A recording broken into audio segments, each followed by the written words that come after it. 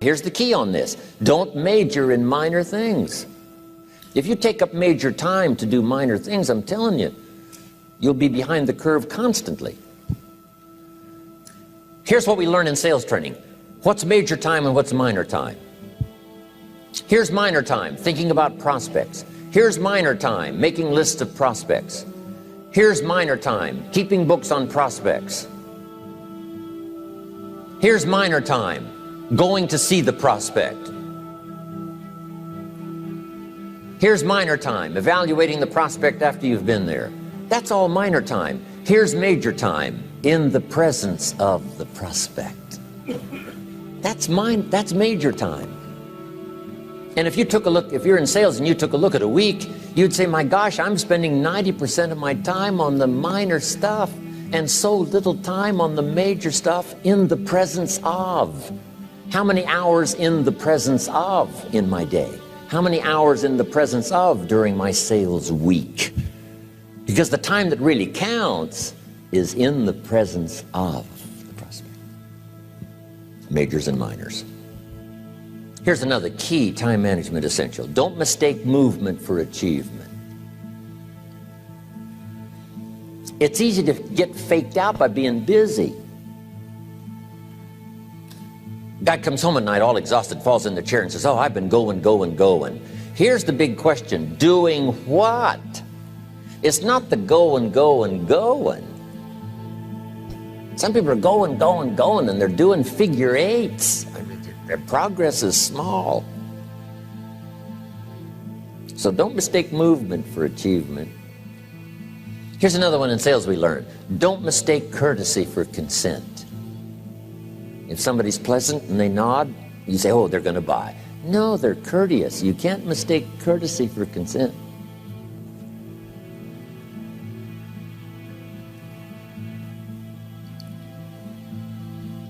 Now here's a big one, concentration. I had to learn this. All those years ago, I'm in the shower trying to compose a letter. Found it turns out to be a strange letter. So here's what I learned to do. Save the work till you get to the office. Save the work till you get to the work. Don't try to get to the office on the way to work. On the way to work, enjoy the way. In the shower, enjoy the shower. Then go to work when you get to work. I found this to be helpful. Concentration. Here's another big one. Learn to say no. I'm telling you, in such a social society we have now, it's so easy to try to be a nice person, saying yes to everything. Find yourself overloaded. Now you got to call and make the, well, gosh, you know, all the time it takes to back out of something that you said yes to too quickly. Here's what might be better. I don't think so, but if that changes, I'll call you. Little things you can use not to overcommit yourself. My friend Ron Reynolds says, don't let your mouth overload your back. It's a good one. Now here's a big one on time management. When you work, when you play, don't mix the two. Don't work at play. I used to take my family to the beach and I would bring my briefcase.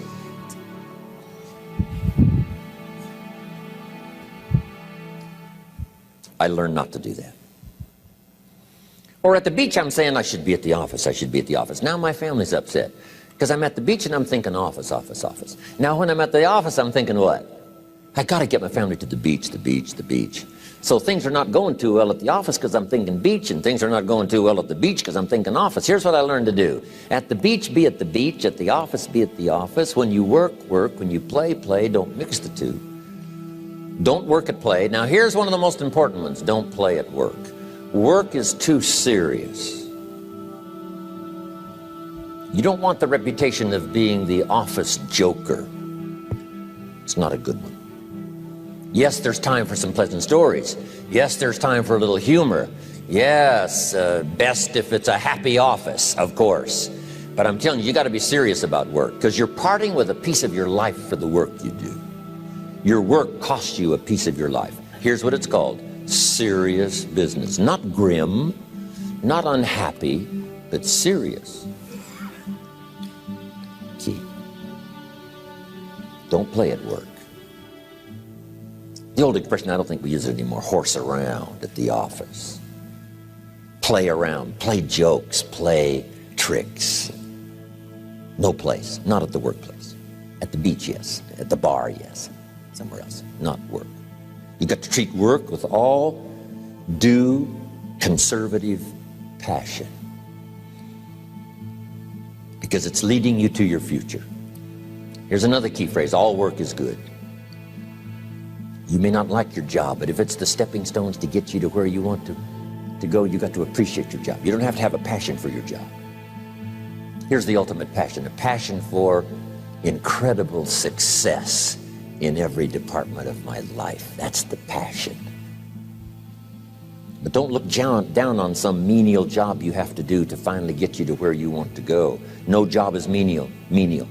No job is not, every job is noble. Training life for pay, making a contribution to society.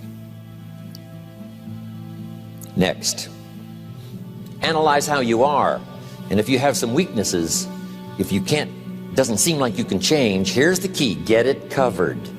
I used to keep promising myself I'd keep the books, keep the books, keep the books. Finally, I gave that up. And back then, it only took me an extra $50, $60 a month for some accountant to keep the books. I said, no, I'm going to save the $50. You can't believe what I started losing in productivity because I tried to save the $50. So the key is, a lot of the time you can stay like you are, but just make sure you get it covered. Okay. Next, beware of the telephone and all other systems of communication, especially the telephone at home and systems of communication at home. And here's one of the best lines I've got for you for the weekend: let all communication systems serve you, but don't let them intrude. When it comes time to have dinner with your family, you shut off all systems, unless the ones that can take messages silently. Don't let the phone ring. Don't let anybody intrude, come through the front door nor the back door, nor through the telephone or any other device. So you can't reach John and his family when he's having dinner. The President of the United States couldn't get through. If you develop that kind of a reputation, father, mother, when we have dinner, when we're visiting and have this time with our family, nothing intrudes. So don't let these clever little devices keep intruding. You've got to have a place that's sacrosanct, it's valuable. You don't let anything in for that period of time. Okay. Isn't that good advice? Excellent advice. Here's the next one. Read all the books.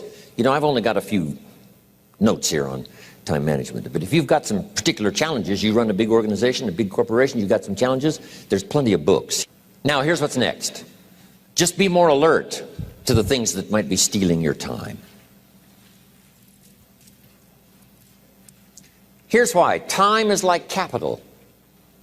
You can't let someone steal your seed corn. You can't let someone steal your capital. And you can't let someone steal your time. You must designate your time. And some of the time that you designate, you must not let anyone steal. Casual time, you might let someone intrude and steal a little bit and take a little bit, but not serious time. Key. Next, one of the great time management savers is to learn to ask questions up front. Sometimes you talk to somebody for an hour, and then you ask questions and find out if you would have asked those questions up front, you could have saved yourself an hour. Asking questions up front helps you to get to the problem now. But if you just launch into some discourse, you might waste 30 minutes, waste an hour, when here's what you should have been talking about. After you finished an hour, you say, John, what's really the problem? He said, well, it's something personal. See, that's what you should have been talking about this whole hour. Key.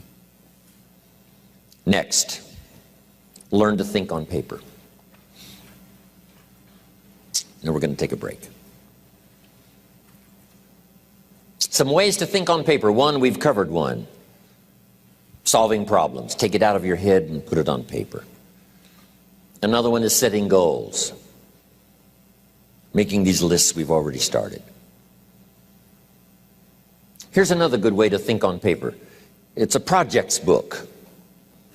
Each person you're working with and each project you're working on, get a loose leaf binder and a tab and some pieces of paper behind the tab, and do a little continual summary of how it's going between you and that person and between you and that project. I call it a projects book. It is so useful to me. But what's going on between you and this person? When you last got together, what did you talk about? And you got a few notes there. Here's what we talked about the last time we got together. Now when you get together again, you can review that so you'll know better what to talk about. When the president gets ready to travel and he's going to meet some important people, guess what they bring him? All these briefing books.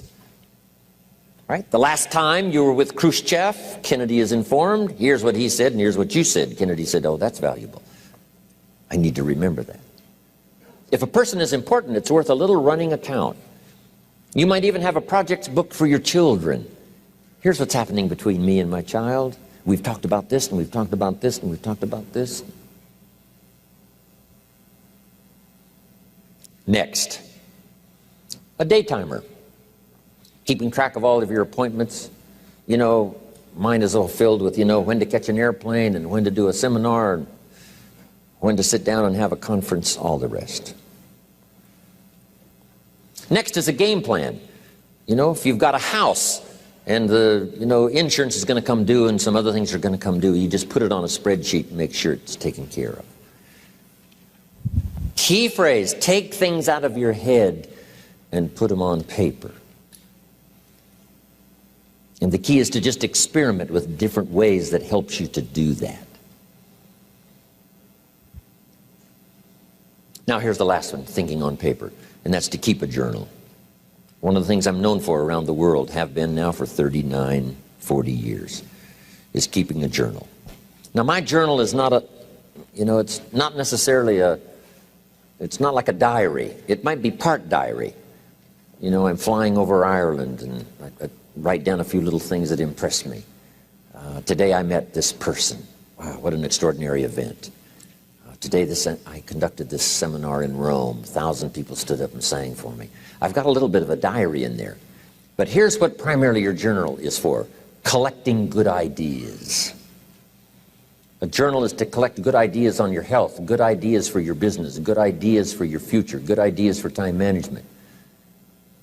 Because I used to take notes on pieces of paper and torn off corners and backs of old envelopes and restaurant placemats.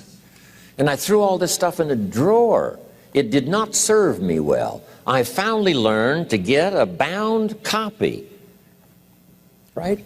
And just keep a journal, right? If I was here, I had my journal, I'd be taking notes, right? These 2 days in my journal. Now, if you're caught without your journal, you just take the notes. When you get back home, you put those notes in your journal, throw the paper away. Because we don't usually go through paper to review. But see, my journals now make up a significant part of my own library. My journal's all reserved privately for my children and my grandchildren. Can you imagine what I've collected over the years? It's unbelievable. There are 3 treasures to leave behind. I think you've already got those notes, right? Here they are. Number 1, your pictures. Don't leave the event unrecorded. It takes only a fraction of a second to say, here's who I was with. When I travel the world, right? We take all these pictures, and here's one of the gifts. People send me the pictures they took of me and them. It's part of the treasures I have on the farm. Incredible. A picture's worth 1,000 words to describe the scene, the emotion, what happened. Say, wow, this was an extraordinary day for me when I met these people. Here's what they told me happened to them when they went to my seminar 10 years ago. Wow, the drama comes back if you've taken the pictures. It's one of the treasures to leave behind when you go. Remember the old photographs that we have now of, 100 years ago, 70, 80 years ago, just a few photographs? What would it be like if you had thousands of photographs of the past, of your history, your mother, your father, right? Grandparents? So change all of that now for your children. Leave all your photographs as a record Here's what's next to leave behind, and that's your library. The books that changed your life, the books that changed your health, the books that rescued you from oblivion, the books that you passed on to other people, they were so exciting for you, the books that made you financially independent, the books that developed your leadership, the books that gave you wisdom to ponder when things were tough, the books that got you through the winter, the books that helped you to plant in the spring and harvest in the fall. What a treasure to leave behind. If you do that, here's what's for sure. Your books will be more valuable than your furniture.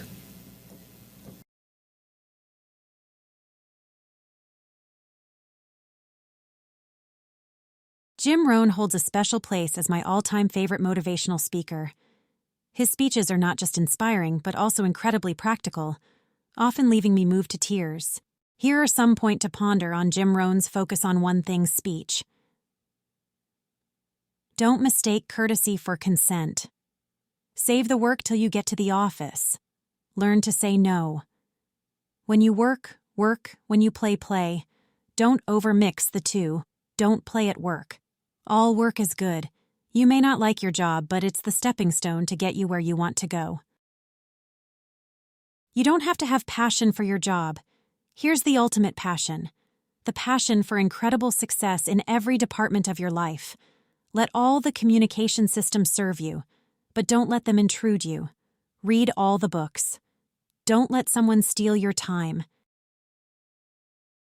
Ways to think on paper. Solve your problems. Setting goals. Project book. Keep track of all your appointments. Game plan. Keep a journal. Treasures to leave behind. Pictures library. Jim Rohn holds a special place as my all-time favorite motivational speaker.